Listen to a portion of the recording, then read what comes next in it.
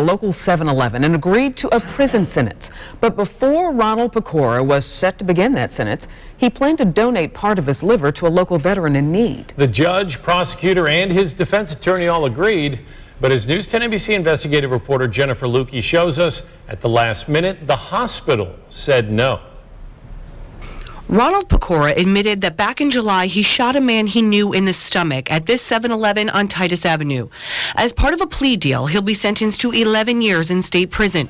He was supposed to start that sentence in February so he could first donate part of his liver to Dennis Jones, a friend and fellow veteran with liver cancer. The procedure would have taken place at the Wilmot Cancer Center. The surgeons are wonderful. They saved my life 3 years ago. And he was hopeful they'd do it again. But last week, Jones and Pecora were notified that federal law prohibits valuable consideration in exchange of live organ donations. And URMC believes Pecora's delayed sentence is a direct consideration. Oh, it was heart-sickening. I mean, I was devastated. It was, that was my one good hope to live. There is no cure for my cancer.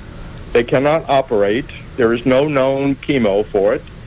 And they've told me, and Sloan Kettering in New York City told me my only chance is to get a live donor. Pecora's defense attorney, the prosecutor, and the judge all agreed they would delay sentencing so he could help Dennis. Any inference or any implication that, this was a stall tactic or delay tactic, not accurate. His plea agreement calls for 11 years. He was going to get 11 years, whether he started that in February, whether he started it in April, whether he starts it now today.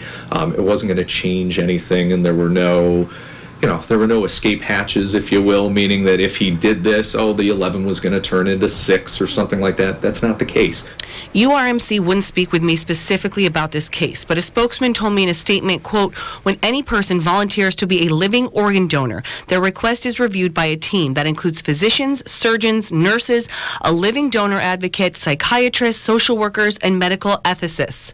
This group considers numerous physical, socio-emotional, and motivational factors to determine if the person is a fit candidate for living organ donation under guidelines established by professional associations and government regulations.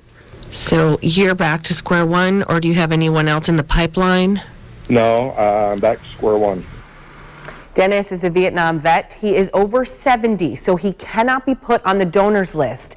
If he has any chance, he's got to find his own living donor. He is in great shape. That's why they're even considering this donation after the age of 70. If you're interested or know someone who might be able to help him, we've got information on how to begin the screening process at WHEC.com. Deanna. Thanks so much, Jennifer. Well, if you need a new driver's permit, you won't be able to get it in one local county, at least